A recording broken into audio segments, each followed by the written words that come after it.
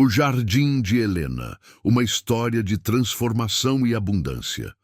O som do martelo ecoou pelo escritório de arquitetura paisagística como um decreto final. Helena Vasconcelos permaneceu imóvel em sua cadeira de couro italiano, observando o oficial de justiça colar o lacre na porta de vidro que ostentava seu nome em letras douradas. 34 anos de vida, 10 de carreira, e tudo se resumia àquele pedaço de papel que declarava a falência de seus sonhos. As plantas ornamentais que decoravam o ambiente pareciam zombar dela com sua vitalidade.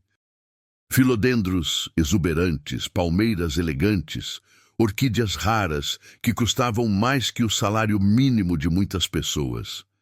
Helena havia criado um império baseado na beleza artificial, em jardins que existiam apenas para impressionar, não para nutrir. Agora, nem mesmo essas plantas lhe pertenciam mais. O telefone tocou pela 10ª vez naquela manhã. Helena sabia que era Marcelo, seu ex-marido, provavelmente ligando para se glorificar sobre sua vitória no divórcio. Ele havia conseguido ficar com o apartamento, o carro, as ações da empresa. A ela, restaram apenas as dívidas e uma propriedade no interior de Minas Gerais, que havia herdado da tia Esperança 2 anos antes. Uma casa que nunca visitara, em uma cidade cujo nome mal conseguia pronunciar corretamente. Helena desligou o celular sem atender e caminhou até a janela panorâmica que dava vista para a Avenida Paulista. Lá embaixo, milhares de pessoas corriam de um lado para outro, cada uma perseguindo seus próprios sonhos de sucesso. Ela havia sido uma delas por tanto tempo que esquecera como era simplesmente existir sem a pressão constante de provar seu valor através de conquistas materiais. A secretária entrou no escritório carregando uma caixa de papelão. Marina trabalhava com Helena há 5 anos e conhecia cada detalhe de sua rotina obsessiva. Sabia que Helena chegava sempre às 7 da manhã e saía depois das 10 da noite. Sabia que ela não almoçava, apenas tomava café e comia barras de cereal entre uma reunião e outra. Sabia também que Helena não tinha amigos verdadeiros, apenas contatos profissionais. Marina colocou a caixa sobre a mesa e começou a guardar os pertences pessoais de Helena. Não havia muito. Alguns diplomas, uma foto da formatura, um vaso pequeno com uma suculenta que Helena havia ganhado de presente e nunca regara adequadamente. A planta estava quase morta, suas folhas amareladas e murchas, um reflexo perfeito do estado de espírito de sua dona. Helena pegou a suculenta e a observou por um momento. Lembrou-se vagamente de quando a tia Esperança lhe ensinara sobre plantas durante suas raras visitas à fazenda na infância. A tia sempre dizia que as plantas eram como pessoas, precisavam de atenção, carinho e paciência para florescer. Helena havia esquecido completamente essas lições, substituindo-as pela busca incessante por projetos cada vez mais grandiosos e lucrativos. O advogado chegou pontualmente às 2 da tarde, trazendo consigo uma pasta repleta de documentos que selavam oficialmente o fim de tudo que Helena construíra. Ele explicou com frieza profissional que as dívidas eram superiores aos ativos, que a única saída era liquidar tudo e tentar negociar parcelamentos com os credores. A casa em Águas Claras era a única propriedade que não podia ser tocada pelos credores, protegida por uma cláusula testamentária que a tia Esperança havia incluído especificamente para situações como essa. Helena assinou os papéis em silêncio, cada assinatura representando uma pequena morte. A empresa que ela construíra com tanto sacrifício, os projetos que a fizeram famosa no meio paisagístico, os prêmios que decoravam as paredes do escritório, tudo seria leiloado para pagar dívidas que se acumularam quando os clientes começaram a cancelar contratos após a crise econômica. Quando o advogado saiu, Helena ficou sozinha no escritório vazio. As paredes brancas pareciam ecoar suas próprias dúvidas e medos. Ela havia passado os últimos 10 anos construindo uma imagem de sucesso que agora se revelava completamente oca. Não tinha amigos para ligar, não tinha família próxima para buscar apoio. Seus pais haviam morrido em um acidente de carro 5 anos antes, e a tia Esperança era a única parente que restara. Helena lembrou-se da última conversa que tivera com a tia, poucos meses antes de sua morte. Esperança havia ligado para convidá-la para passar o Natal em Águas Claras, como fazia todos os anos.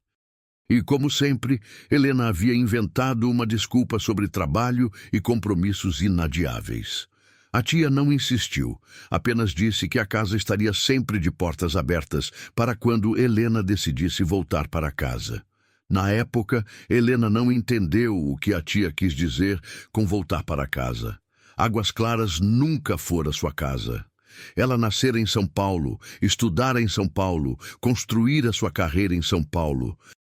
A cidadezinha do interior representava tudo o que ela havia lutado para deixar para trás. A simplicidade, a vida sem grandes ambições, a conformidade com uma existência pequena e insignificante. Agora, sentada em meio aos destroços de sua vida, Helena começava a questionar se suas ambições realmente a haviam levado a algum lugar significativo. Ela tinha dinheiro, status, reconhecimento profissional, mas não tinha paz, não tinha alegria. Não tinha sequer a capacidade de manter viva uma simples suculenta. O celular vibrou com uma mensagem do despachante responsável pela entrega das chaves do apartamento. Helena teria até o final do dia para retirar seus pertences pessoais. Ela olhou ao redor do escritório e percebeu que não havia muito para levar. Sua vida havia se tornado tão focada no trabalho que ela praticamente não existia fora daquelas paredes. Helena pegou a caixa com seus poucos pertences e caminhou em direção ao elevador. No espelho do hall, viu o reflexo de uma mulher que não reconhecia. O rosto estava pálido, os olhos vermelhos de cansaço e estresse, os cabelos desarrumados de tanto passar as mãos nervosamente. Ela parecia ter envelhecido 10 anos nos últimos 6 meses. O apartamento estava vazio quando Helena chegou. Marcelo havia levado todos os móveis, todas as decorações, até mesmo as plantas que ela havia escolhido com tanto cuidado para criar um ambiente sofisticado. Restaram apenas suas roupas e alguns objetos pessoais que ele considerou sem valor. Helena fez 2 malas rapidamente, levando apenas o essencial. Entre os papéis que encontrou em uma gaveta, Helena descobriu o testamento da tia Esperança e as chaves da casa em Águas Claras. Havia também uma carta que a tia havia escrito especificamente para ela, com instruções para ser entregue apenas em caso de necessidade extrema. Helena abriu o envelope com mãos trêmulas e leu as palavras escritas com a caligrafia delicada que conhecia desde a infância. A carta falava sobre raízes, sobre a importância de se conectar com a terra, sobre como a verdadeira abundância não vinha de posses materiais, mas da capacidade de criar e nutrir vida. A tia mencionava um jardim especial que havia cultivado durante décadas, um lugar onde guardava sementes raras e conhecimentos ancestrais sobre plantas medicinais. Ela pedia para Helena cuidar desse legado, não como obrigação, mas como oportunidade de redescobrir quem realmente era. Helena dobrou a carta e a guardou na bolsa junto com as chaves. Não tinha escolha. Não tinha dinheiro para alugar outro apartamento em São Paulo, não tinha perspectiva de trabalho, não tinha sequer um lugar para dormir naquela noite. Águas Claras era sua única opção, por mais que a ideia de viver no interior lhe causasse uma mistura de desespero e pavor. O carro que Helena dirigia também seria levado pelos credores na semana seguinte, mas ela conseguiu uma extensão de prazo para poder viajar até Minas Gerais. A viagem de 6 horas pela rodovia Fernão Dias lhe deu tempo para processar a magnitude de sua queda. 6 meses antes, ela estava no auge da carreira, com uma agenda lotada de projetos milionários. Agora, dirigia em direção ao desconhecido com 2 malas no banco traseiro e menos de R$ 1.000 na conta bancária. A paisagem mudou gradualmente conforme Helena se afastava da capital. Os prédios deram lugar a campos, as avenidas movimentadas se transformaram em estradas rurais. O ar ficou mais limpo, o céu mais azul, mas Helena não conseguia apreciar a beleza natural que se descortinava à sua frente. Sua mente estava ocupada demais com preocupações práticas e com a sensação crescente de que estava cometendo um erro terrível. Quando finalmente chegou a Águas Claras, o sol já estava se pondo. A cidade era ainda menor do que Helena imaginava. Uma rua principal com algumas lojas, uma igreja colonial, uma praça central com um chafariz antigo. Tudo parecia ter parado no tempo, preservado como um cartão postal de uma época que ela nunca havia vivido.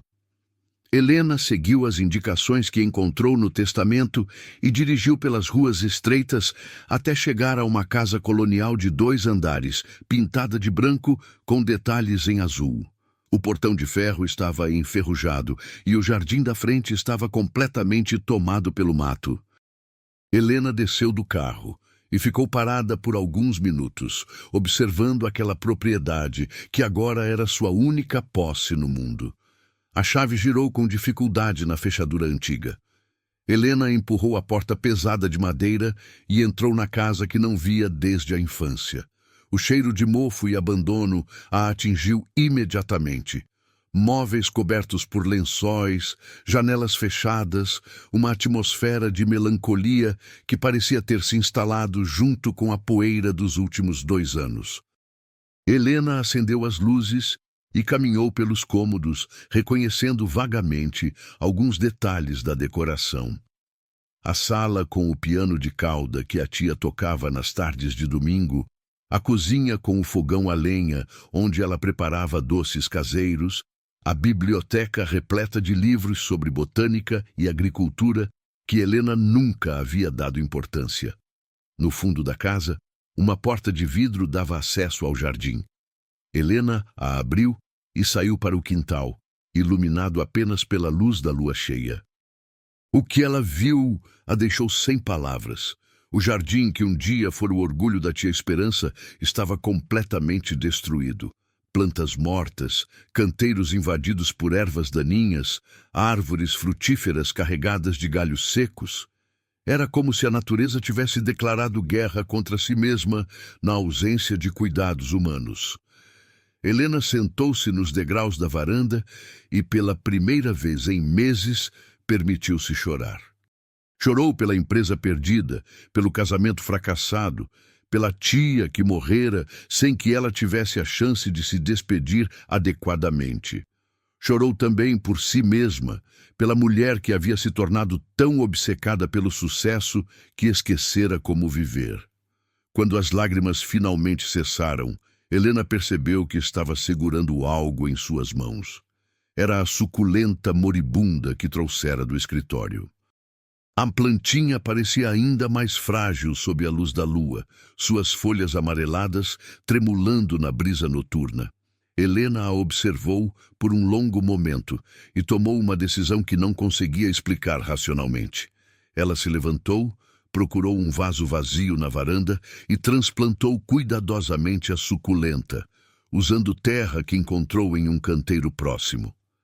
Regou a planta com água da torneira externa e a colocou em um local onde receberia luz solar pela manhã.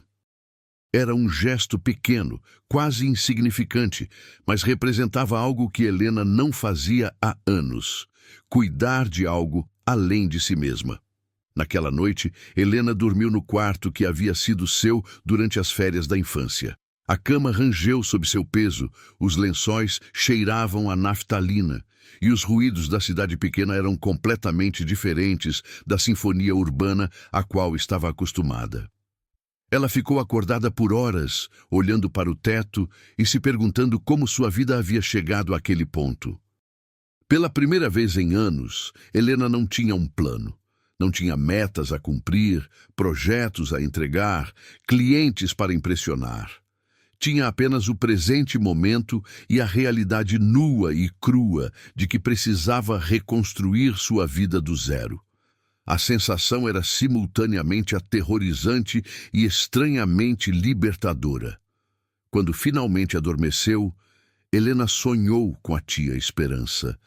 No sonho, elas caminhavam juntas pelo jardim, mas ele estava florido e exuberante como nunca havia visto na realidade.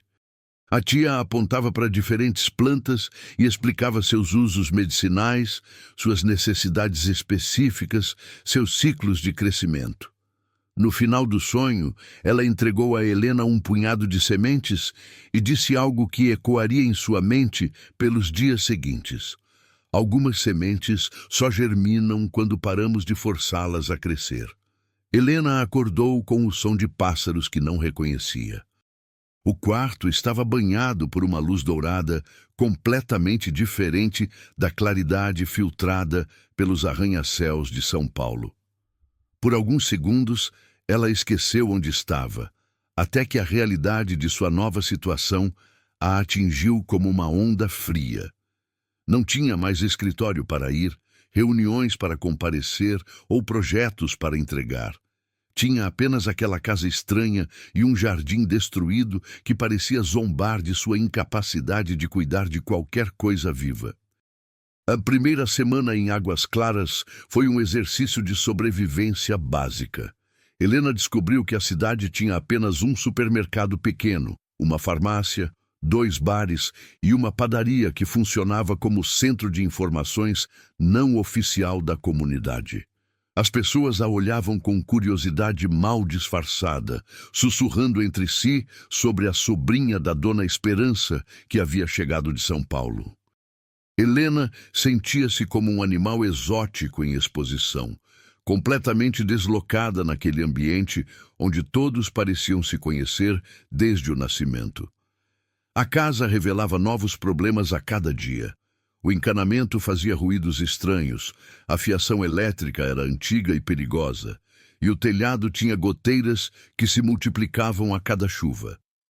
Helena gastou suas últimas economias com reparos emergenciais, contratando pedreiros locais que trabalhavam em ritmo completamente diferente da urgência paulistana. Eles chegavam quando queriam, paravam para tomar café a cada hora e conversavam longamente sobre assuntos que Helena considerava irrelevantes. Durante essas primeiras semanas, Helena tentou desesperadamente encontrar trabalho remoto.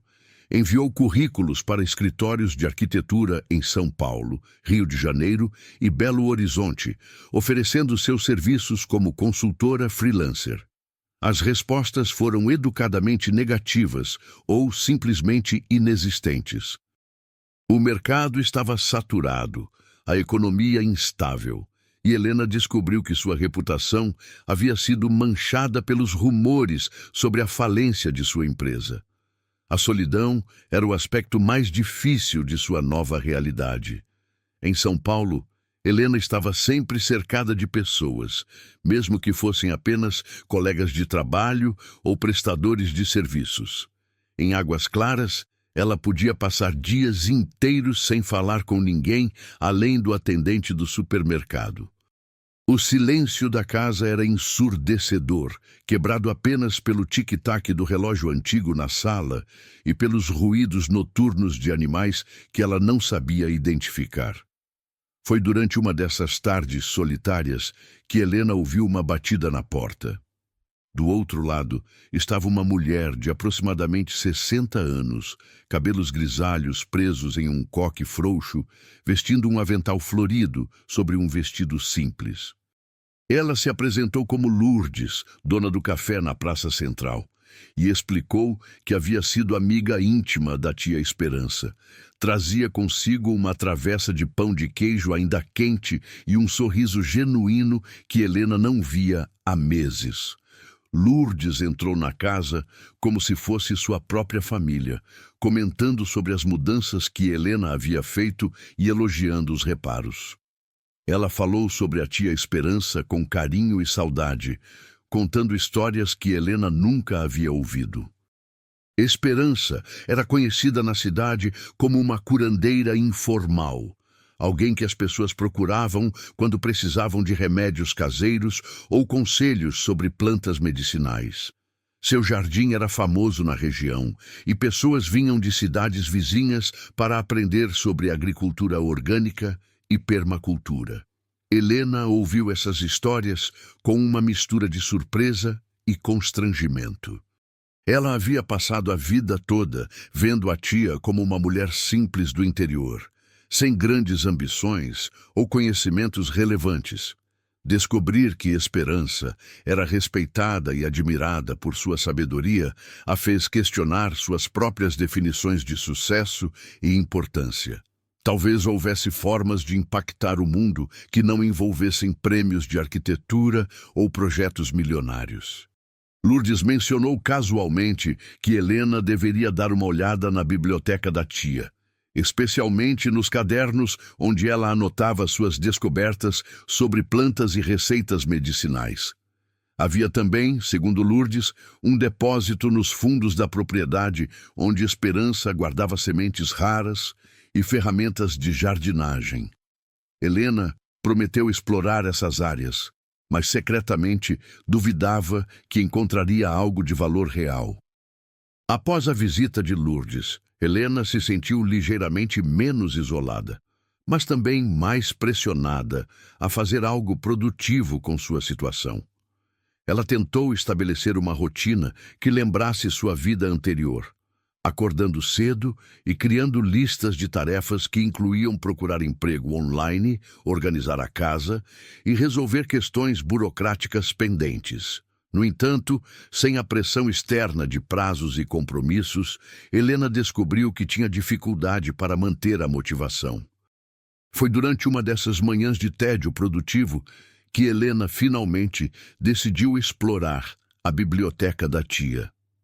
O cômodo estava exatamente como Esperança o havia deixado, com estantes que iam do chão ao teto, repletas de livros sobre botânica, agricultura, medicina natural e filosofia oriental. Helena folheou alguns volumes aleatoriamente, impressionada com a profundidade e variedade do conhecimento que sua tia havia acumulado ao longo dos anos. Em uma escrivaninha antiga, Helena encontrou uma coleção de cadernos manuscritos que documentavam décadas de experimentos e observações. A caligrafia delicada de Esperança descrevia receitas de chás medicinais, técnicas de compostagem, calendários de plantio baseados nas fases da lua e reflexões filosóficas sobre a relação entre humanos e natureza. Era como descobrir os diários de uma cientista que havia dedicado a vida a entender os segredos da Terra. Um caderno específico chamou a atenção de Helena. A capa estava marcada com a frase "O jardim que nunca falha", e as páginas continham instruções detalhadas sobre como criar um sistema de agricultura sustentável que pudesse alimentar uma família durante todo o ano. Esperança havia desenvolvido métodos para aproveitar cada centímetro de terra, técnicas de rotação de culturas e formas de preparar o solo que garantiam colheitas abundantes mesmo em períodos de seca. Helena passou horas lendo esses cadernos, fascinada pela complexidade e elegância das soluções que sua tia havia desenvolvido. Havia diagramas detalhados de sistemas de irrigação por gotejamento feitos com materiais reciclados, receitas de fertilizantes orgânicos preparados com restos de cozinha e mapas do jardim que mostravam como diferentes plantas podiam se beneficiar mutuamente quando plantadas em proximidade estratégica. No final de um dos cadernos, Helena encontrou uma anotação que a fez parar de ler. Esperança havia escrito sobre a importância de entender que abundância não significava acumulação, mas sim a capacidade de criar ciclos sustentáveis onde nada se desperdiçava e tudo se renovava constantemente. Ela comparava o jardim à vida humana, explicando que ambos floresciam quando havia equilíbrio entre dar e receber, entre esforço e paciência, entre ambição e aceitação. Essa reflexão tocou Helena de uma forma que ela não esperava. Durante toda a sua carreira, ela havia perseguido um modelo de sucesso baseado em crescimento constante, acumulação de clientes e projetos cada vez maiores. Nunca havia considerado a possibilidade de que verdadeira prosperidade pudesse vir de criar sistemas que se sustentassem naturalmente, sem a necessidade de expansão agressiva ou competição destrutiva. Motivada por essa descoberta, Helena decidiu explorar o depósito que Lourdes havia mencionado. O pequeno galpão nos fundos da propriedade estava trancado com um cadeado antigo, mas Helena encontrou a chave em um dos cadernos da biblioteca. Quando abriu a porta, foi recebida por um cheiro de terra e madeira que despertou memórias esquecidas de sua infância, quando brincava no jardim enquanto a tia trabalhava com suas plantas. O depósito era um tesouro de ferramentas de jardinagem bem conservadas, vasos de diferentes tamanhos, sacos de adubo orgânico e dezenas de potes de vidro contendo sementes cuidadosamente etiquetadas e datadas. Helena examinou os rótulos com crescente admiração. Havia sementes de hortaliças comuns, como tomate e alface, mas também variedades raras de plantas medicinais, flores nativas da região e até mesmo sementes de árvores frutíferas que Esperança havia coletado durante viagens pelo interior do Brasil. Entre os potes de sementes, Helena encontrou um envelope com seu nome escrito na caligrafia familiar da tia. Dentro havia uma carta pessoal que Esperança havia escrito especificamente para o momento em que Helena descobrisse seu laboratório secreto.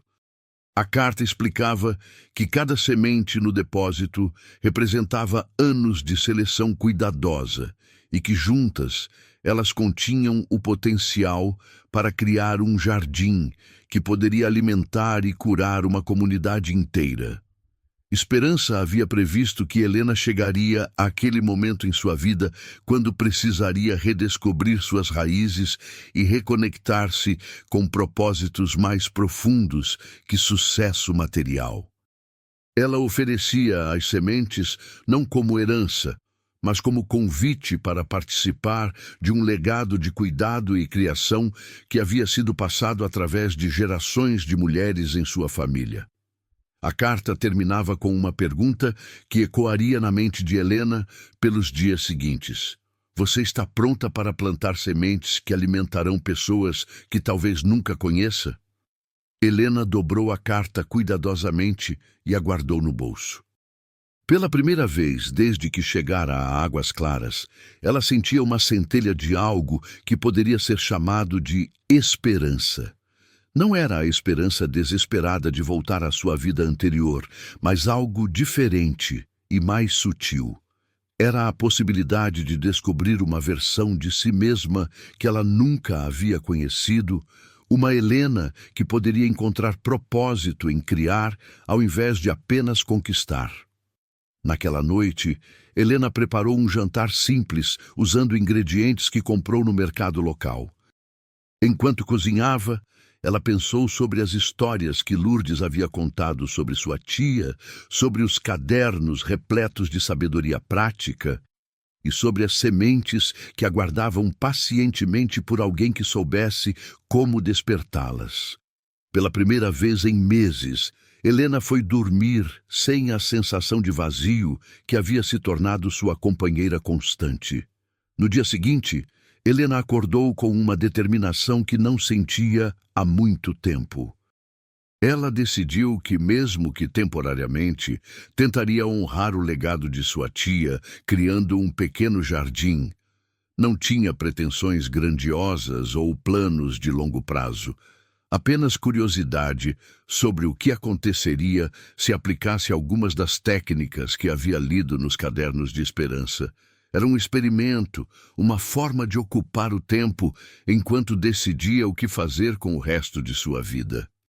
Helena começou limpando uma pequena área do jardim, removendo ervas daninhas e preparando o solo, conforme as instruções detalhadas que encontrou nos cadernos. O trabalho físico era mais difícil do que ela imaginava, e suas mãos, acostumadas apenas a segurar canetas e mouse de computador, logo desenvolveram bolhas e calos. No entanto, havia algo meditativo no processo de trabalhar com a terra, algo que acalmava sua mente ansiosa de uma forma que ela não experimentava há anos. Enquanto trabalhava, Helena foi visitada por um homem idoso que se apresentou como Antônio, proprietário de um sítio vizinho. Ele havia conhecido Esperança por mais de 30 anos e ofereceu ajuda com o jardim, explicando que sua tia sempre dizia que conhecimento de jardinagem deveria ser compartilhado, nunca guardado egoisticamente. Antônio tinha mais de 70 anos, mas suas mãos ainda eram firmes e seu conhecimento sobre plantas era enciclopédico. Antônio ensinou Helena técnicas básicas de compostagem, mostrou como identificar diferentes tipos de solo e explicou a importância de observar os padrões de luz solar e vento antes de decidir onde plantar cada espécie. Ele falava sobre plantas como se fossem pessoas, cada uma com personalidade e necessidades específicas. Helena inicialmente achou essa abordagem excessivamente sentimental, mas gradualmente começou a entender que havia uma sabedoria prática por trás dessa perspectiva humanizada da jardinagem. Durante essas conversas com Antônio, Helena começou a questionar suas próprias atitudes em relação ao trabalho e ao sucesso. Ela sempre havia abordado projetos de paisagismo como problemas a serem resolvidos rapidamente e com máxima eficiência. Antônio, por outro lado, falava sobre jardinagem como um relacionamento de longo prazo que requeria paciência, observação cuidadosa e disposição para aprender com os erros. Era uma filosofia completamente diferente, baseada em colaboração com a natureza ao invés de dominação sobre ela. Conforme as semanas passavam, Helena estabeleceu uma rotina que incluía algumas horas de trabalho no jardim todas as manhãs. Ela plantou suas primeiras sementes, seguindo cuidadosamente as instruções dos cadernos de Esperança, criou um sistema básico de compostagem e começou a documentar suas observações em um caderno próprio. O trabalho era lento e às vezes frustrante, especialmente quando plantas morriam por excesso ou falta de água, mas Helena descobriu que havia uma satisfação única em ver os primeiros brotos emergirem da terra. A transformação não era apenas no jardim. Helena notou que estava dormindo melhor, comendo de forma mais saudável e sentindo menos ansiedade sobre seu futuro incerto. O trabalho físico e o contato diário com a natureza pareciam ter um efeito calmante que nenhum remédio ou terapia havia conseguido proporcionar. Ela ainda não sabia o que faria a longo prazo, mas pela primeira vez em meses não sentia a pressão urgente de ter todas as respostas imediatamente. Uma tarde, enquanto regava suas mudas recém-plantadas, Helena recebeu uma ligação inesperada. Era um antigo cliente de São Paulo oferecendo um projeto de paisagismo para um resort de luxo. O trabalho pagaria bem e poderia ser o início de sua recuperação profissional. Helena pediu alguns dias para considerar a proposta, mas quando desligou o telefone, percebeu que não sentia a empolgação que esperava. A ideia de voltar ao mundo dos projetos comerciais, prazos apertados e clientes exigentes não despertava mais o mesmo entusiasmo de antes. Naquela noite, Helena caminhou pelo jardim sob a luz da lua, observando as pequenas plantas que havia cultivado nas últimas semanas. Elas eram insignificantes comparadas aos projetos grandiosos que costumava criar. Mas havia algo profundamente satisfatório em saber que ela as havia nutrido desde a semente.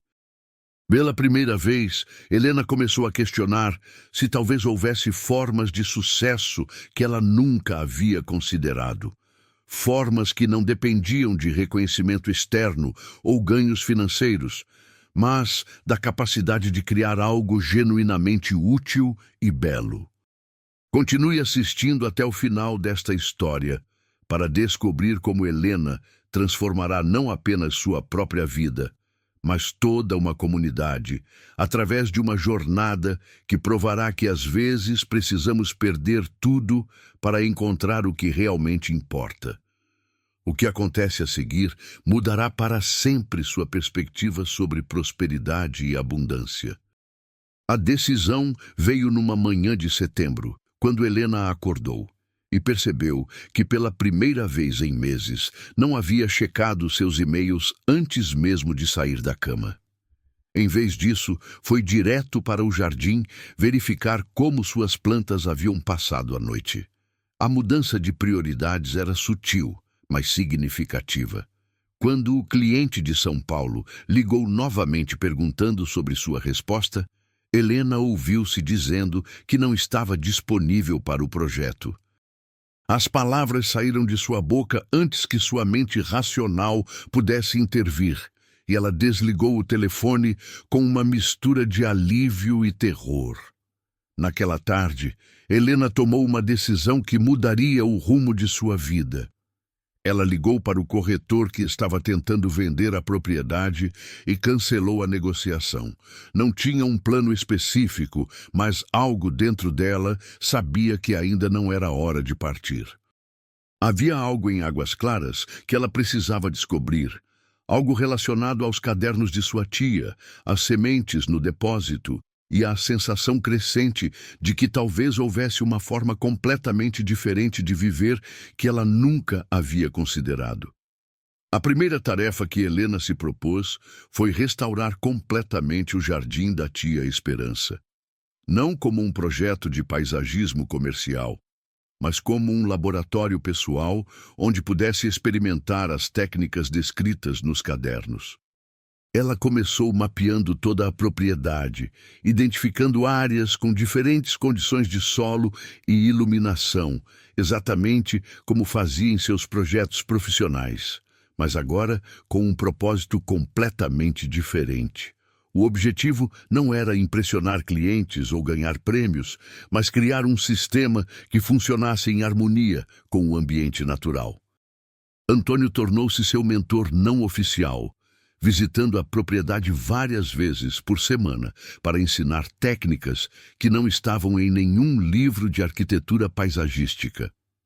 Ele mostrou a Helena como ler os sinais que as plantas davam quando estavam felizes ou estressadas, como preparar fertilizantes orgânicos usando restos de cozinha e esterco animal, e como criar microclimas que permitiam cultivar plantas que normalmente não cresceriam na região.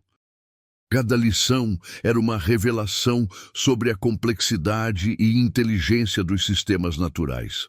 Helena descobriu que havia uma diferença fundamental entre projetar jardins e cultivá-los. Em seus projetos anteriores, ela criava composições visuais que funcionavam como cenários, bonitas de se ver, mas essencialmente estáticas. Agora, ela estava aprendendo a trabalhar com organismos vivos que mudavam constantemente, que respondiam ao clima, às estações e aos cuidados que recebiam. Era como aprender uma nova linguagem, uma forma de comunicação baseada em observação e intuição, ao invés de regras e fórmulas. As primeiras semanas de trabalho intensivo no jardim foram fisicamente exaustivas. Helena acordava com dores musculares em lugares que não sabia que existiam.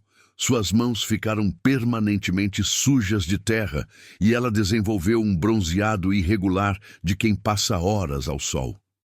Mas junto com o cansaço físico, veio uma sensação de vitalidade que ela não experimentava há anos. Seu corpo estava sendo usado para criar algo tangível e útil, não apenas para sentar em escritórios e dirigir entre reuniões. Lourdes começou a visitar Helena regularmente, trazendo sempre algum quitute caseiro e histórias sobre como Esperança costumava usar diferentes plantas do jardim. Helena aprendeu que sua tia não apenas cultivava alimentos, mas também uma farmácia natural completa. Havia ervas para problemas digestivos, plantas que aliviavam dores de cabeça, flores que acalmavam a ansiedade e raízes que fortaleciam o sistema imunológico. Era um conhecimento ancestral que havia sido passado de geração em geração, mas que estava sendo perdido conforme as pessoas se tornavam mais dependentes de medicamentos industrializados. Inspirada por essas conversas, Helena decidiu dedicar uma sessão do jardim especificamente para plantas medicinais. Ela estudou os cadernos de Esperança com nova intensidade, aprendendo não apenas como cultivar cada planta, mas também como prepará-las e usá-las de forma segura. Era um campo de conhecimento completamente novo para ela, que sempre havia confiado em médicos e farmácias para resolver qualquer problema de saúde. Agora, ela estava descobrindo que muitas soluções simples podiam ser cultivadas em seu próprio quintal. O jardim começou a atrair a atenção da comunidade local. Vizinhos que passavam pela propriedade paravam para admirar o progresso e fazer perguntas sobre as técnicas que Helena estava usando.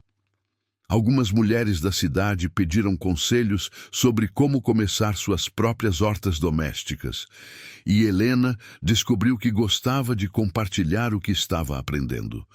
Era gratificante ver outras pessoas se interessarem por cultivar seus próprios alimentos, especialmente em uma época em que os preços no supermercado estavam subindo constantemente.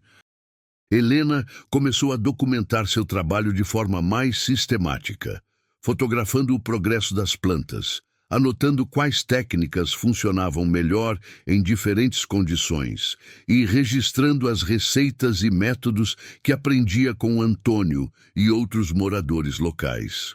Inicialmente, isso era apenas para sua própria referência, mas gradualmente ela percebeu que estava criando um manual prático que poderia ser útil para outras pessoas interessadas em jardinagem orgânica. A transformação no jardim era visível para qualquer um que passasse pela propriedade. Onde antes havia apenas mato e plantas mortas, agora cresciam fileiras organizadas de hortaliças, canteiros de ervas aromáticas e áreas dedicadas a plantas medicinais. Helena havia criado caminhos de pedra que conectavam diferentes seções do jardim, bancos rústicos onde podia descansar e observar seu trabalho, e um sistema de compostagem que transformava restos orgânicos em fertilizante rico.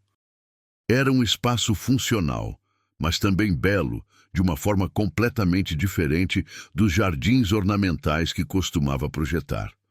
O padre Francisco, responsável pela igreja local, visitou Helena numa tarde de outubro para conhecer o jardim sobre o qual toda a cidade estava comentando.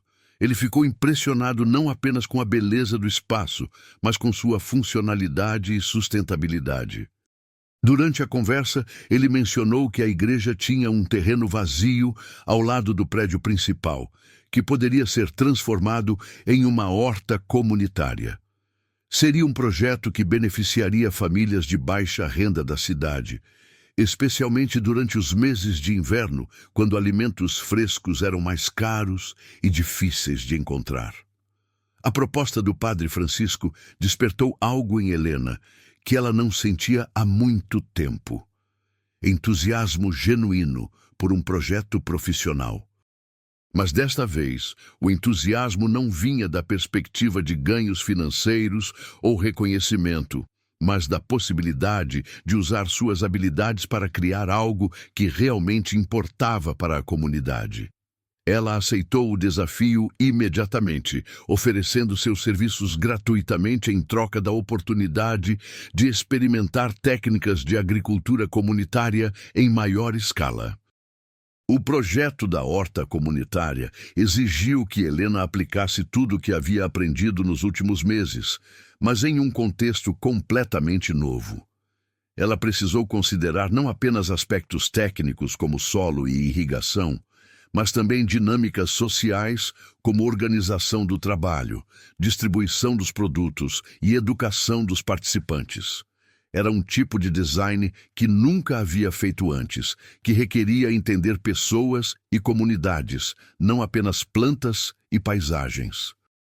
Helena organizou reuniões com famílias interessadas em participar da horta comunitária e descobriu que muitas pessoas tinham conhecimentos valiosos sobre agricultura que complementavam o que ela havia aprendido dos livros e de Antônio. Dona Maria sabia como cultivar mandioca em solos pobres. Seu João tinha técnicas tradicionais para controlar pragas sem pesticidas. E Dona Rosa conhecia variedades locais de feijão que eram mais resistentes à seca. Helena percebeu que seu papel não era ensinar, mas facilitar o compartilhamento de conhecimentos que já existiam na comunidade. O trabalho na horta comunitária também trouxe desafios inesperados. Algumas pessoas tinham expectativas irrealistas sobre quanto trabalho seria necessário. Outras queriam usar métodos convencionais com fertilizantes químicos, e houve conflitos sobre como dividir as responsabilidades e os produtos. Helena teve que aprender habilidades de mediação e liderança que nunca havia desenvolvido em sua carreira anterior, onde ela trabalhava principalmente com clientes individuais que pagavam por seus serviços. Conforme o projeto avançava, Helena notou mudanças em si mesma que iam além de conhecimentos técnicos sobre jardinagem. Ela estava se tornando mais paciente, mais observadora e mais disposta a aceitar que nem tudo podia ser controlado ou planejado com precisão. Plantas morriam apesar de todos os cuidados, o clima não cooperava com seus cronogramas, e pessoas tinham opiniões diferentes sobre como fazer as coisas. Aprender a trabalhar com essas incertezas estava mudando sua personalidade de formas que ela não havia antecipado. A horta comunitária começou a produzir seus primeiros alimentos no final de novembro, e Helena organizou uma pequena celebração para marcar a primeira colheita. Ver famílias levando para casa verduras que haviam cultivado com suas próprias mãos foi uma das experiências mais gratificantes de sua vida. Era diferente da satisfação que sentia quando completava projetos comerciais. Aqui, ela podia ver diretamente como seu trabalho estava impactando a vida real de pessoas reais, fornecendo alimentos nutritivos e criando um senso de comunidade que não existia antes. Durante a celebração da colheita, Helena foi abordada por um jornalista do jornal regional que queria escrever uma matéria sobre a horta comunitária. A reportagem foi publicada algumas semanas depois, destacando não apenas o sucesso do projeto, mas também a história de Helena como arquiteta paisagística que havia deixado São Paulo para se dedicar à agricultura sustentável. O artigo atraiu a atenção de outras cidades da região e Helena começou a receber convites para palestras e consultorias sobre projetos similares. Helena ficou surpresa com a repercussão positiva de seu trabalho. Ela não havia buscado publicidade ou reconhecimento, mas descobriu que havia uma demanda crescente por conhecimentos sobre agricultura urbana e comunitária. Pessoas estavam interessadas em aprender como cultivar seus próprios alimentos, como criar sistemas sustentáveis e como fortalecer comunidades através de projetos colaborativos. Era um campo completamente diferente do paisagismo comercial, mas que utilizava muitas das mesmas habilidades que ela havia desenvolvido ao longo de sua carreira. No final do ano, Helena fez um balanço de tudo o que havia acontecido desde sua chegada a Águas Claras. Ela havia perdido sua empresa, seu casamento e sua vida urbana, mas havia ganhado algo que não sabia que estava procurando. Um senso de propósito que ia além de sucesso pessoal.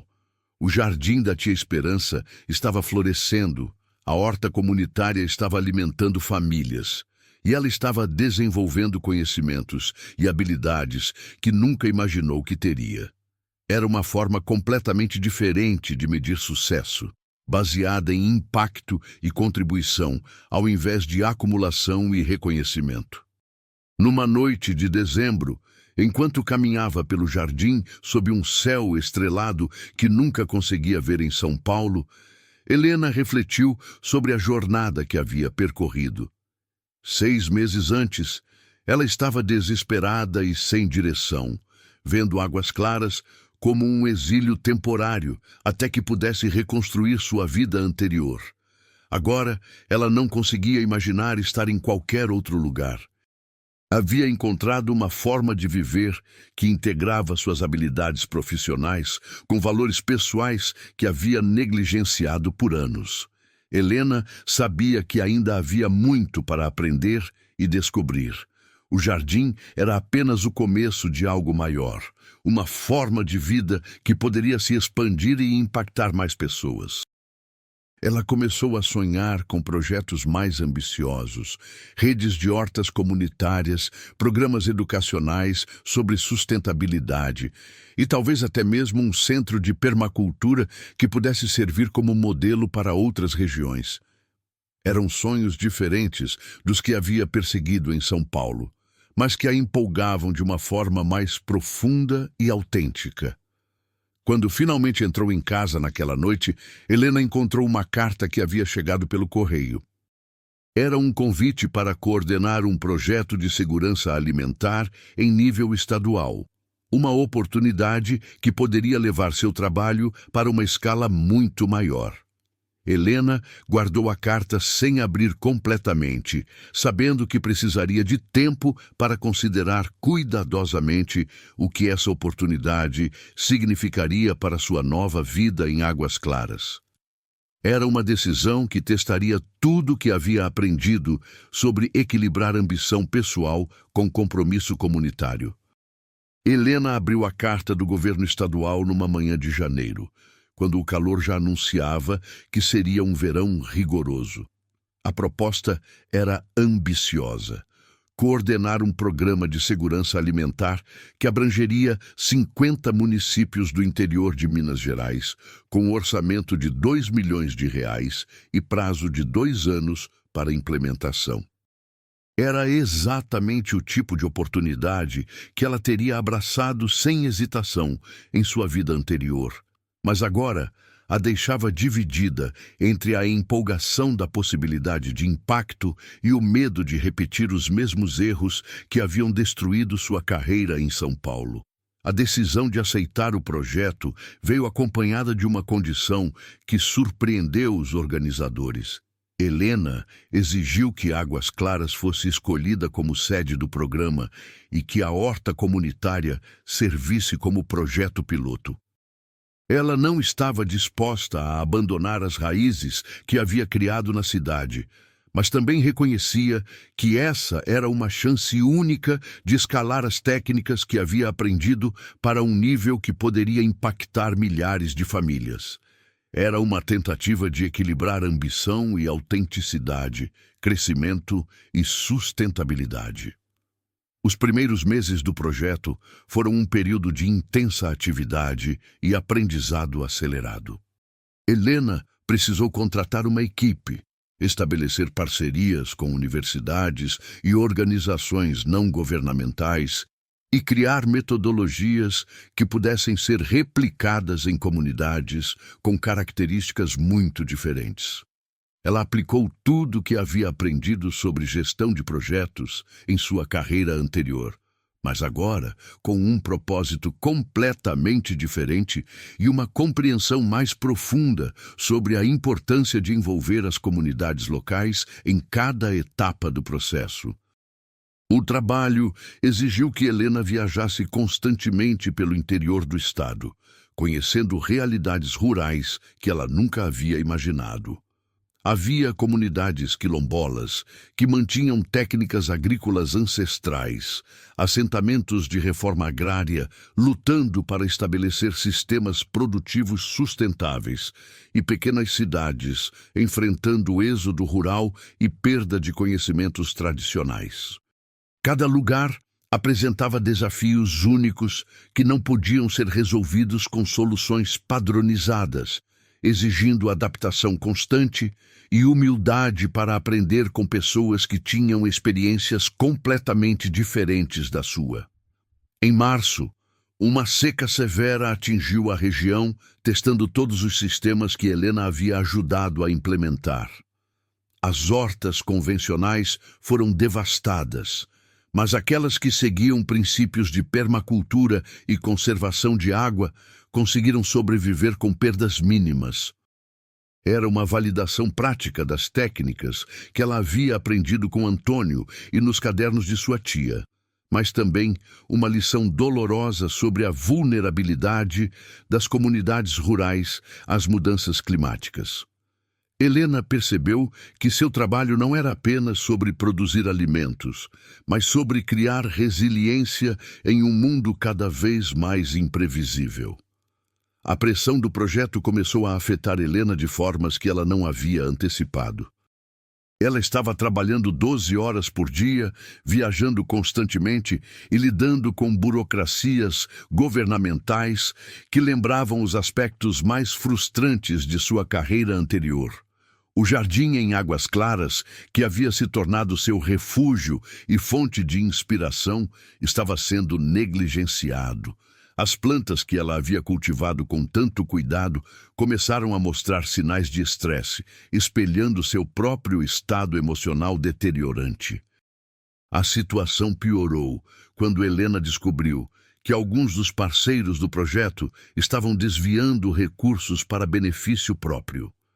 Empresas de consultoria estavam cobrando preços inflacionados por serviços básicos. Políticos locais estavam tentando usar o programa para ganhos eleitorais, e alguns técnicos estavam aplicando métodos convencionais que contradiziam completamente os princípios sustentáveis que o projeto deveria promover. Helena se viu lutando não apenas contra desafios técnicos e climáticos, mas contra a corrupção e incompetência que pareciam endêmicas no sistema. Em maio, a crise atingiu seu ponto máximo, quando uma reportagem de televisão criticou duramente o programa, alegando desperdício de recursos públicos e falta de resultados concretos. A matéria mostrava hortas abandonadas, equipamentos sem uso e entrevistas com agricultores que reclamavam da falta de apoio técnico adequado. Helena assistiu à reportagem em sua casa em Águas Claras, sentindo-se responsável por cada fracasso mostrado na tela. Era como reviver o colapso de sua empresa em São Paulo, mas desta vez com a agravante de que recursos públicos e expectativas comunitárias estavam envolvidos. A pressão política para cancelar o programa intensificou-se rapidamente. Helena foi convocada para audiências públicas, onde teve que defender cada decisão tomada, explicar cada gasto realizado e justificar metodologias que muitos políticos e técnicos consideravam experimentais demais para um projeto de grande escala. Ela descobriu que trabalhar com dinheiro público significava estar constantemente sob escrutínio, tendo que provar resultados em prazos que não respeitavam os ciclos naturais da agricultura. Durante esse período de crise, Helena recebeu uma ligação inesperada de Marcelo, seu ex-marido. Ele havia acompanhado a cobertura midiática do programa e ligou para oferecer uma oportunidade de trabalho em sua empresa do agronegócio. Era uma chance de voltar ao mundo corporativo com um salário alto e estabilidade financeira, longe das incertezas e pressões do setor público. Marcelo argumentou que Helena havia provado seu ponto sobre agricultura sustentável, mas que agora era hora de ser prática e pensar em seu futuro financeiro. A oferta de Marcelo chegou em um momento de profunda vulnerabilidade. Helena estava exausta, desmoralizada e questionando se havia cometido um erro ao aceitar o projeto estadual. Ela havia deixado uma vida confortável em São Paulo para perseguir ideais que agora pareciam ingênuos diante da realidade política e burocrática. A tentação de aceitar a oferta e voltar à segurança de um emprego corporativo era quase irresistível, especialmente considerando que suas economias estavam se esgotando rapidamente. Naquela noite, Helena caminhou pelo jardim de sua tia pela primeira vez em semanas. O que ela viu a chocou profundamente. Muitas plantas haviam morrido por falta de água e cuidados, canteiros estavam invadidos por ervas daninhas e o sistema de compostagem havia parado de funcionar adequadamente. O jardim, que havia sido sua fonte de inspiração e renovação, estava refletindo o caos de sua vida profissional. Era como se ela estivesse repetindo o mesmo padrão de negligenciar o que realmente importava em favor de ambições que a deixavam vazia e estressada. Helena sentou-se no banco de madeira que havia construído meses antes e, pela primeira vez desde o início da crise, permitiu-se chorar. Ela chorou pela pressão insuportável do projeto, pelas plantas mortas em seu jardim, pela sensação de que estava falhando com as comunidades que confiaram nela. Mas, principalmente, ela chorou pela percepção de que estava repetindo os mesmos erros que haviam destruído sua vida anterior, priorizando resultados externos sobre bem-estar pessoal e autenticidade. Foi durante essa noite de desespero que Helena teve uma revelação que mudaria completamente sua abordagem ao projeto e à vida. Ela percebeu que havia caído na armadilha de tentar forçar resultados, ao invés de cultivar processos sustentáveis. Assim, como havia tentado controlar cada aspecto de seus projetos paisagísticos em São Paulo, ela estava tentando microgerenciar um programa complexo que envolvia dezenas de comunidades e centenas de variáveis imprevisíveis. Era uma mentalidade de dominação ao invés de colaboração, exatamente o oposto do que havia aprendido trabalhando em seu jardim. Helena lembrou-se de uma frase que encontrara nos cadernos de sua tia. O jardim ensina que a abundância não vem de forçar crescimento, mas de criar condições para que a vida floresça naturalmente. Ela havia aplicado esse princípio com sucesso em pequena escala, mas havia abandonado essa sabedoria quando o projeto cresceu e as pressões aumentaram. Era hora de voltar aos fundamentos e redesenhar o programa baseado em princípios de sustentabilidade e respeito aos ritmos naturais das comunidades. Na manhã seguinte, Helena ligou para Marcelo e recusou sua oferta. Em seguida, convocou uma reunião de emergência com toda a sua equipe e propôs uma reestruturação radical do programa. Ao invés de tentar implementar soluções padronizadas em todas as comunidades simultaneamente, eles focariam em criar centros de excelência em algumas localidades que pudessem servir como modelos e centros de treinamento para outras regiões. Era uma abordagem mais orgânica e sustentável, que respeitava a diversidade local e permitia crescimento gradual baseado em resultados comprovados. A nova estratégia exigiu que Helena enfrentasse críticas de superiores que queriam resultados rápidos e números impressionantes para relatórios governamentais. Ela teve que defender uma visão de longo prazo em um ambiente político focado em ciclos eleitorais de 4 anos. Foi necessário coragem para manter-se fiel aos princípios que havia aprendido, mesmo quando isso significava aceitar que o programa seria menor e mais lento do que originalmente planejado. Helena também tomou a decisão difícil de demitir parceiros que não estavam alinhados com os valores do projeto, mesmo quando isso significava perder recursos financeiros importantes.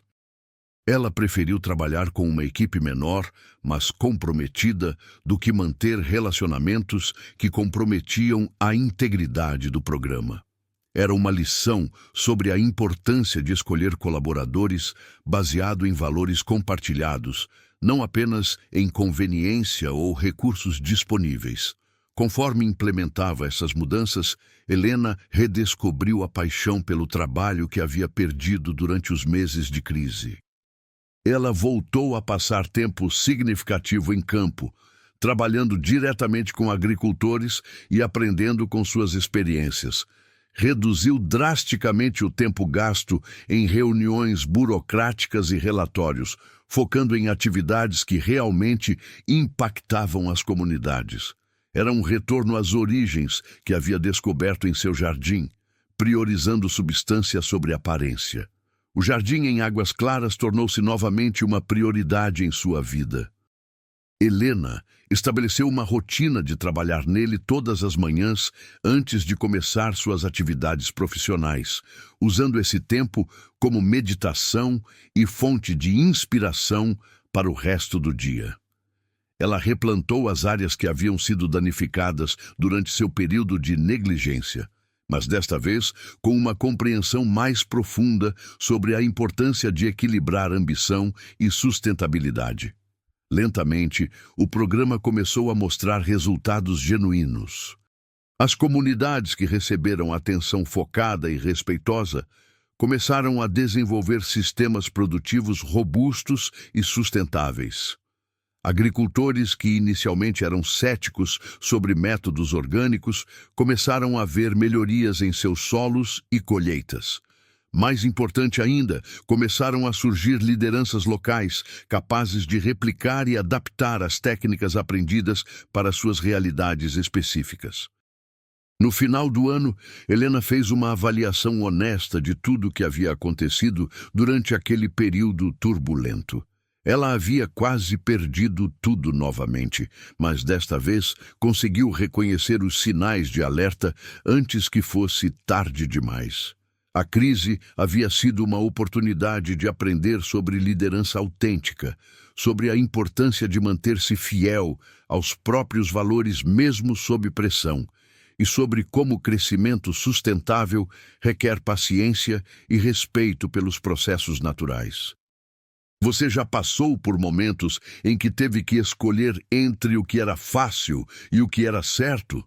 Se esta história está tocando seu coração, considere se inscrever no canal para acompanhar mais histórias de transformação como esta.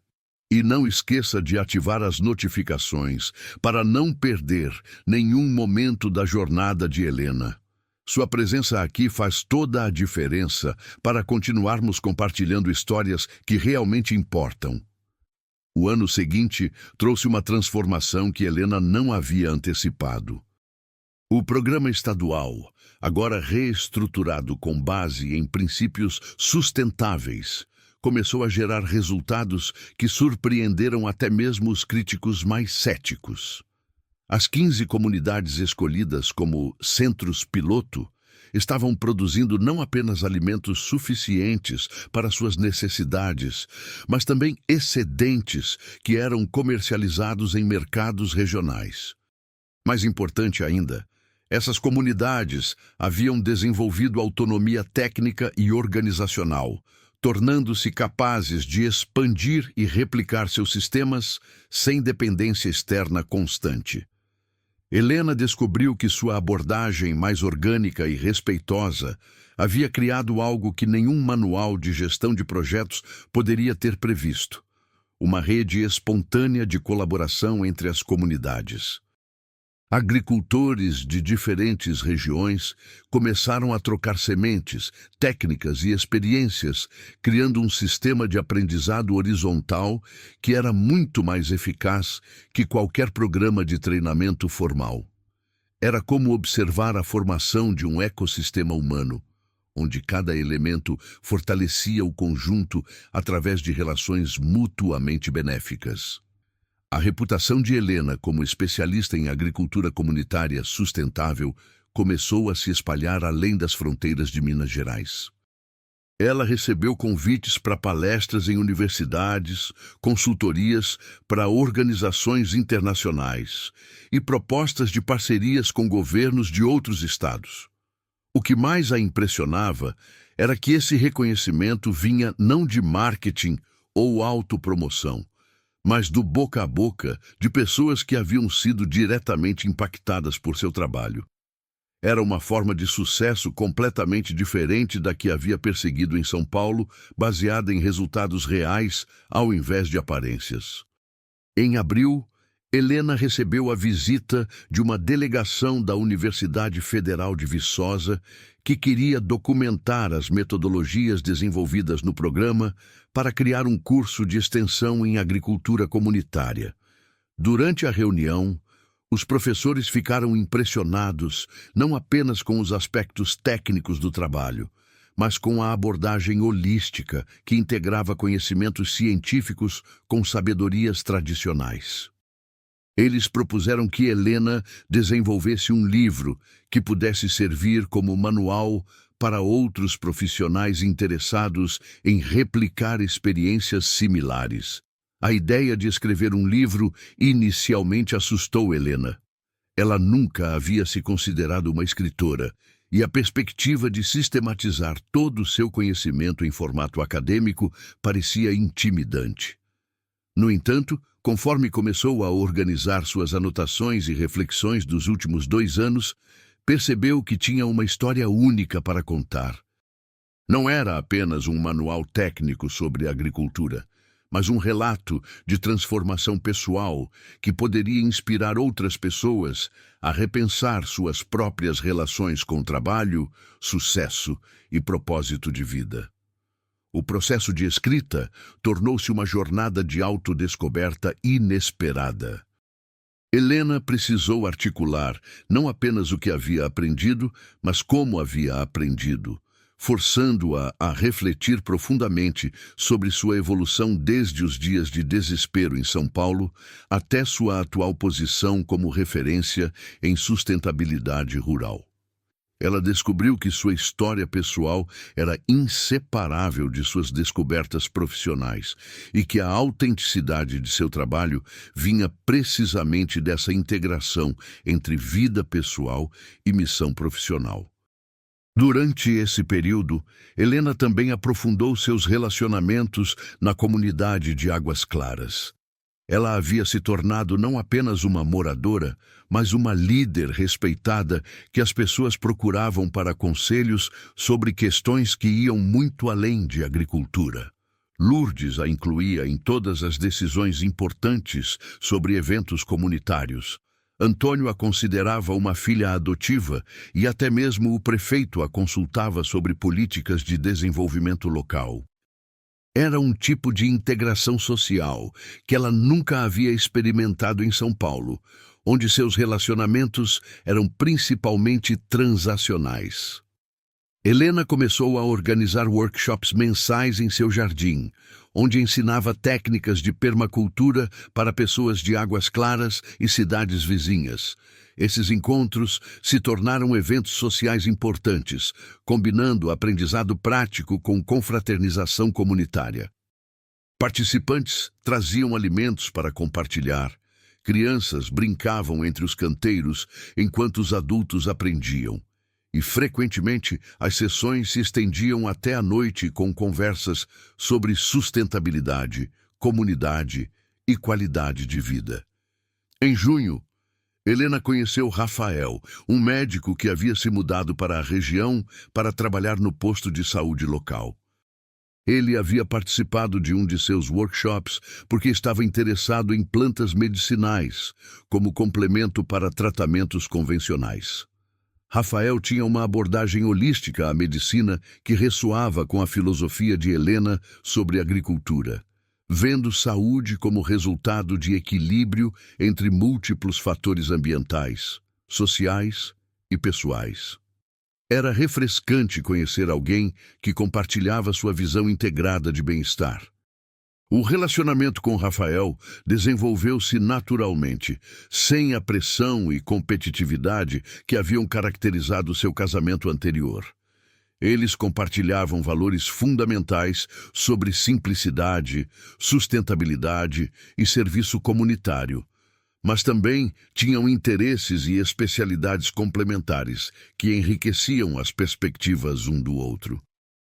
Rafael introduziu Helena a aspectos da medicina tradicional que ela não conhecia, enquanto ela o ensinou sobre as propriedades curativas de plantas que cresciam naturalmente na região.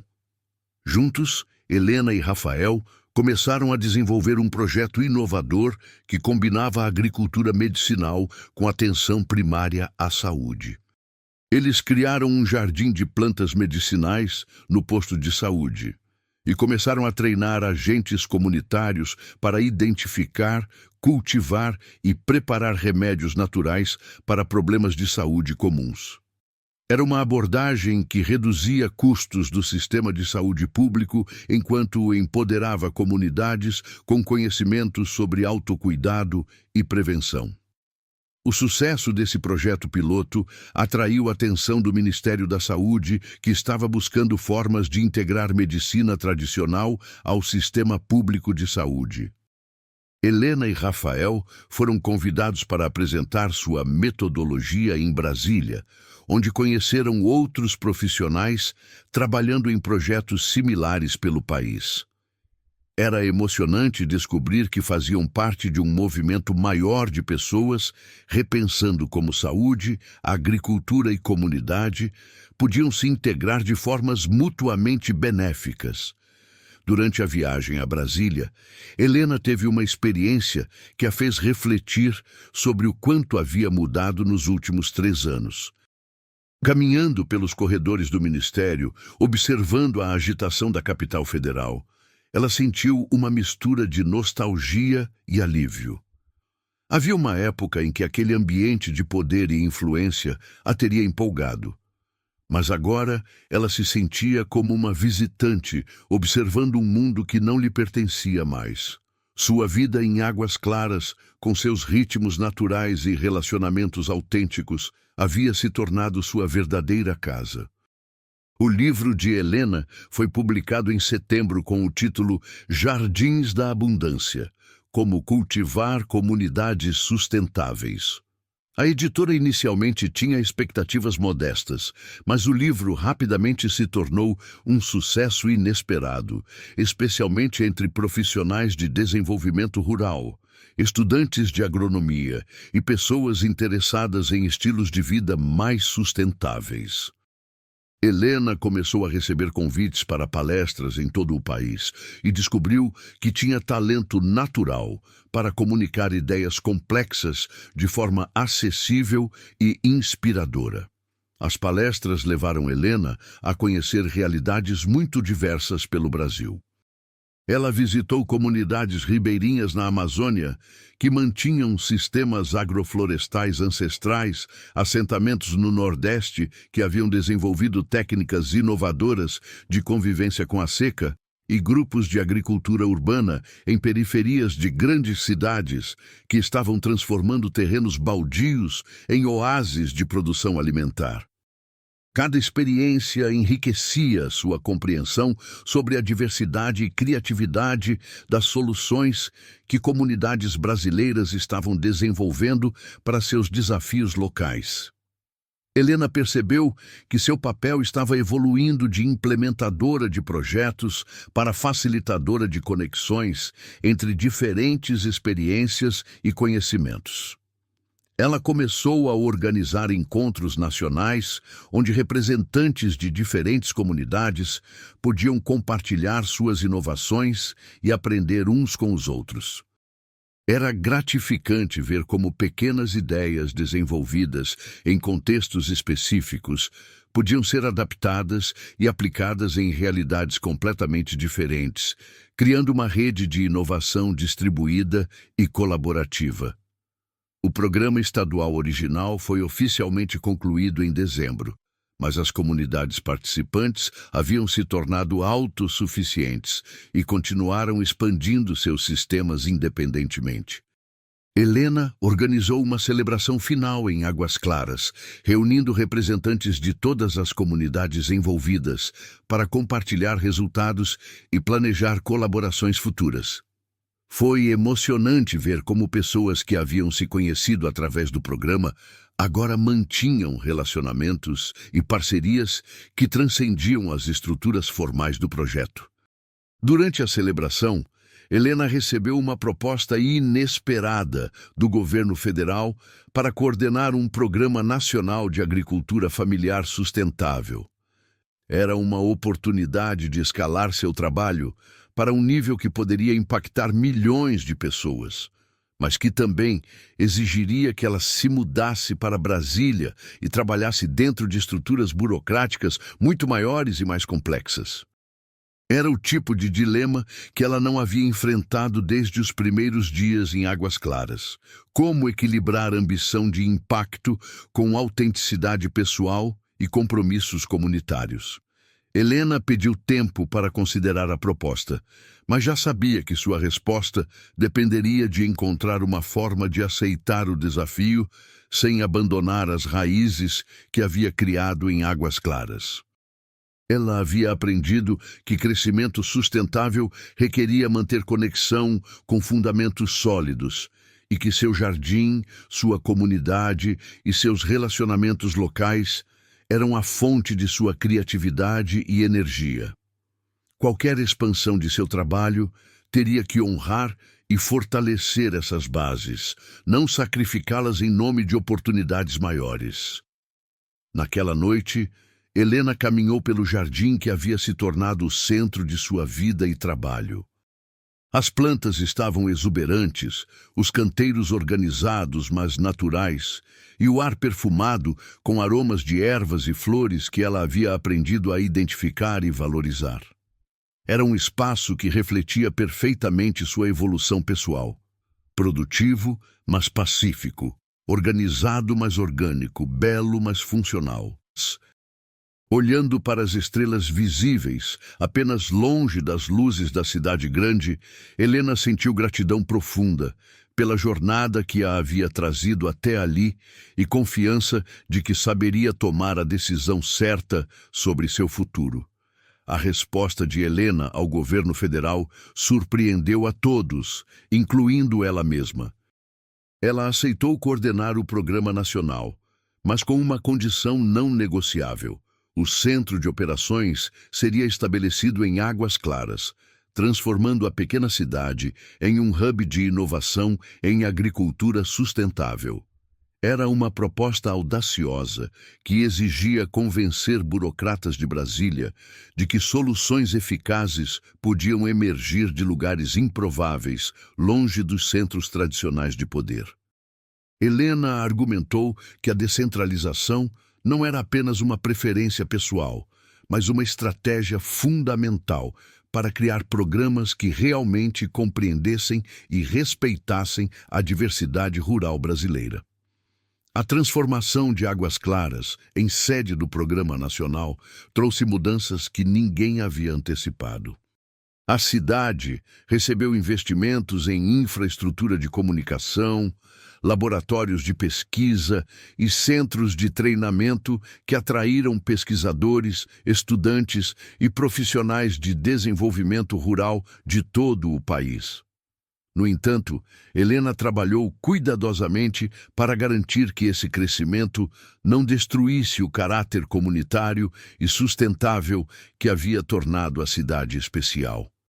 Cada novo projeto era planejado em consulta com moradores locais, respeitando a arquitetura colonial existente e priorizando soluções que fortalecessem a economia local.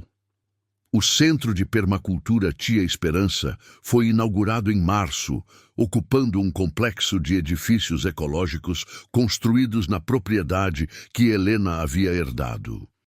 O centro combinava espaços de pesquisa com áreas de demonstração prática, permitindo que visitantes vissem em funcionamento todos os sistemas que aprenderiam teoricamente.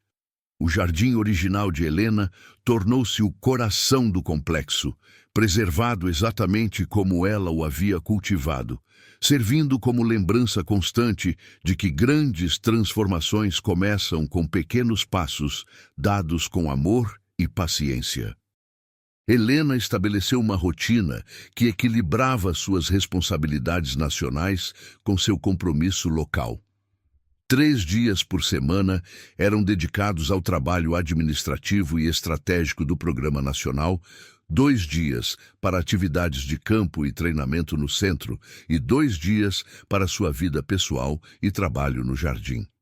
Era um ritmo que honrava tanto sua ambição de impacto quanto sua necessidade de conexão com a terra e comunidade. Ela havia aprendido que sustentabilidade pessoal era pré-requisito para qualquer outro tipo de sustentabilidade. O Programa Nacional cresceu organicamente, seguindo os mesmos princípios que Helena havia aplicado em Minas Gerais. Em vez de tentar implementar soluções padronizadas em todo o país simultaneamente, o programa identificava lideranças locais em diferentes regiões e as apoiava para desenvolver centros de excelência adaptados às suas realidades específicas. Cada centro se tornava um núcleo de inovação e treinamento para sua região, criando uma rede descentralizada que era mais resiliente e eficaz que qualquer estrutura hierárquica tradicional. Rafael tornou-se parceiro integral do trabalho de Helena, desenvolvendo protocolos de saúde comunitária que eram implementados junto com os projetos agrícolas. Eles descobriram que comunidades com sistemas alimentares saudáveis e sustentáveis também apresentavam melhores indicadores de saúde geral, criando ciclos virtuosos onde agricultura e medicina se reforçavam mutuamente. O casamento deles, celebrado no Jardim da Tia Esperança com a presença de representantes de todas as comunidades do programa, simbolizou não apenas união pessoal, mas também a integração de diferentes áreas de conhecimento em prol do bem-estar coletivo. A segunda edição do livro de Helena, agora expandida com estudos de caso de todo o Brasil, tornou-se referência internacional em desenvolvimento rural sustentável. Ela começou a receber convites para consultorias em países da América Latina e África, onde governos e organizações não governamentais queriam adaptar suas metodologias para contextos locais. Helena aceitava esses convites seletivamente, sempre insistindo que as soluções deviam emergir das próprias comunidades, com apoio externo, servindo apenas como facilitação, nunca como imposição de modelos prontos. Durante uma viagem ao Senegal, Helena teve uma experiência que redefiniu sua compreensão sobre abundância e prosperidade. Ela visitou uma comunidade rural que havia desenvolvido sistemas agroflorestais extraordinariamente produtivos, usando técnicas ancestrais, que eram mais sofisticadas que muitas tecnologias modernas. As famílias tinham acesso a alimentos nutritivos durante todo o ano. Suas crianças eram saudáveis e educadas, e havia um senso de coesão social que ela raramente via em comunidades mais ricas. Era uma demonstração viva de que prosperidade real não se media por acumulação material, mas pela capacidade de satisfazer necessidades humanas fundamentais de forma sustentável e digna. Essa experiência inspirou Helena a criar o Índice de Abundância Comunitária, uma metodologia para medir desenvolvimento que ia além de indicadores econômicos tradicionais. O índice considerava fatores como segurança alimentar, saúde comunitária, coesão social, sustentabilidade ambiental e autonomia local. Comunidades que pontuavam alto no índice frequentemente tinham renda monetária baixa, segundo padrões convencionais, mas ofereciam qualidade de vida superior a muitas áreas urbanas ricas. Era uma ferramenta que ajudava governos e organizações a repensar suas definições de sucesso e progresso. O centro em Águas Claras tornou-se destino de peregrinação para pessoas buscando alternativas aos modelos convencionais de desenvolvimento. Helena recebia visitas de empresários questionando práticas corporativas, políticos interessados em sustentabilidade real e jovens profissionais buscando carreiras com propósito. Ela estabeleceu programas de residência que permitiam a essas pessoas passarem semanas ou meses vivendo e trabalhando na comunidade, experimentando na prática os princípios que estudavam teoricamente. Uma dessas residentes foi Carla, uma executiva de São Paulo que havia perdido o emprego durante uma reestruturação corporativa e estava questionando toda a sua trajetória profissional. Helena viu em Carla um reflexo de si mesma 5 anos antes. Inteligente, ambiciosa, mas completamente desconectada de propósitos mais profundos que sucesso material. Durante os 3 meses que Carla passou em Águas Claras, Helena a orientou através do mesmo processo de redescoberta que ela própria havia vivenciado, adaptado às circunstâncias e personalidade específicas da jovem executiva. Carla, inicialmente, resistiu aos ritmos mais lentos da vida rural e às atividades práticas de jardinagem, mas, gradualmente, começou a encontrar paz e clareza que não experimentava há anos. Ela descobriu talento natural para organização comunitária e desenvolveu um projeto inovador de cooperativas urbanas que conectavam produtores rurais diretamente com consumidores conscientes nas grandes cidades. Era gratificante para Helena ver como princípios de sustentabilidade e cooperação podiam ser adaptados para diferentes contextos e personalidades. O Programa Nacional completou 5 anos com resultados que superaram todas as expectativas iniciais. Mais de 200 comunidades haviam desenvolvido sistemas alimentares sustentáveis. A produção de alimentos orgânicos havia triplicado nas regiões participantes e indicadores de saúde e educação mostravam melhorias consistentes. Mais importante ainda, havia emergido uma nova geração de lideranças rurais que estava replicando e inovando sobre as metodologias aprendidas, garantindo que o impacto continuaria crescendo mesmo sem apoio externo contínuo. Helena foi convidada para falar na Conferência das Nações Unidas sobre Desenvolvimento Sustentável, onde apresentou o modelo brasileiro como exemplo de como países em desenvolvimento podiam liderar inovações em sustentabilidade. Sua apresentação foi assistida por delegados de mais de 100 países, muitos dos quais expressaram interesse em adaptar elementos do programa para suas realidades nacionais.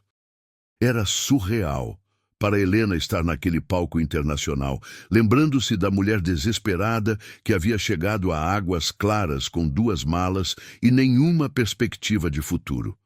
Durante a conferência, Helena conheceu outras mulheres que haviam percorrido jornadas similares de transformação pessoal e impacto social. Havia uma ex-advogada corporativa que agora liderava projetos de energia renovável na Índia, uma antiga consultora financeira que havia criado bancos comunitários no Peru e uma ex-executiva de tecnologia que desenvolvia soluções de educação rural no Quênia. Juntas, elas representavam um movimento global de profissionais repensando como usar suas habilidades para criar mudanças genuinamente positivas no mundo. Ao retornar a Águas Claras após a conferência, Helena caminhou pelo jardim que havia se tornado símbolo de sua transformação pessoal e profissional. As plantas estavam mais exuberantes que nunca. Os canteiros organizados em padrões que combinavam beleza com funcionalidade máxima e o ar perfumado com dezenas de espécies que ela havia aprendido a cultivar e valorizar. Era um espaço que contava a história de sua jornada, da arquiteta obcecada por aparências para a cultivadora focada em substância, da mulher isolada em seu sucesso individual para a líder conectada com propósitos coletivos. Helena estabeleceu uma nova tradição de receber grupos de crianças das escolas locais para aulas práticas de jardinagem e sustentabilidade. Era emocionante ver como as crianças absorviam naturalmente conceitos que adultos frequentemente achavam difíceis de aceitar. Elas entendiam intuitivamente que plantas eram seres vivos que mereciam cuidado, que solo saudável produzia alimentos mais nutritivos e que trabalhar em cooperação era mais eficaz que competir destrutivamente. Helena via nessas crianças a semente de uma geração que cresceria com valores diferentes, mais alinhados com sustentabilidade e cooperação. Durante uma dessas sessões com crianças, Helena foi questionada por uma menina de 8 anos sobre por que havia deixado São Paulo para viver em Águas Claras. A pergunta a fez refletir sobre como explicar sua jornada de uma forma que uma criança pudesse entender. Helena respondeu que havia descoberto que ser rica de verdade não significava ter muito dinheiro, mas sim ter o suficiente para viver bem e ainda poder ajudar outras pessoas a viverem bem também. A menina assentiu, como se isso fosse a coisa mais óbvia do mundo, lembrando Helena de como conceitos simples frequentemente continham as verdades mais profundas. No final daquele ano, Helena recebeu o Prêmio Nacional de Sustentabilidade, reconhecendo sua contribuição para transformar a agricultura brasileira. Durante o discurso de aceitação, ela dedicou o prêmio à memória da tia Esperança e a todas as pessoas que haviam compartilhado seus conhecimentos e confiança ao longo de sua jornada. Helena enfatizou que o verdadeiro prêmio não era o reconhecimento individual, mas a oportunidade de ter participado da criação de um movimento que continuaria crescendo e impactando vidas muito depois que ela não estivesse mais envolvida ativamente. Aos 40 anos, Helena havia encontrado uma forma de viver que integrava perfeitamente suas habilidades profissionais com seus valores pessoais mais profundos. Ela acordava todas as manhãs empolgada com o trabalho que a esperava, mas também com tempo e energia para relacionamentos, hobbies e contemplação. Havia aprendido que a abundância real vinha não de acumular mais, mas de encontrar o equilíbrio perfeito entre dar e receber, entre ambição e contentamento, entre crescimento e sustentabilidade. O Jardim da Tia Esperança continuava sendo o coração de tudo que Helena havia construído. Era onde ela ia para a reflexão quando enfrentava decisões difíceis, onde recebia visitantes importantes que queriam entender a fonte de sua inspiração e onde passava suas manhãs de domingo simplesmente cuidando das plantas que haviam se tornado suas professoras mais importantes.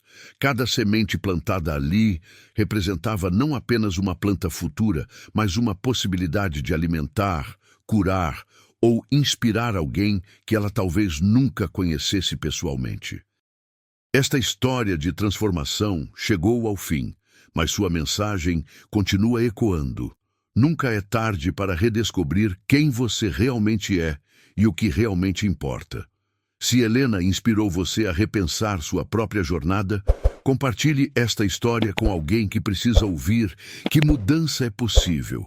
E lembre-se, às vezes, as sementes mais poderosas são plantadas nos momentos em que nos sentimos mais perdidos. Que sementes você está pronto para plantar hoje?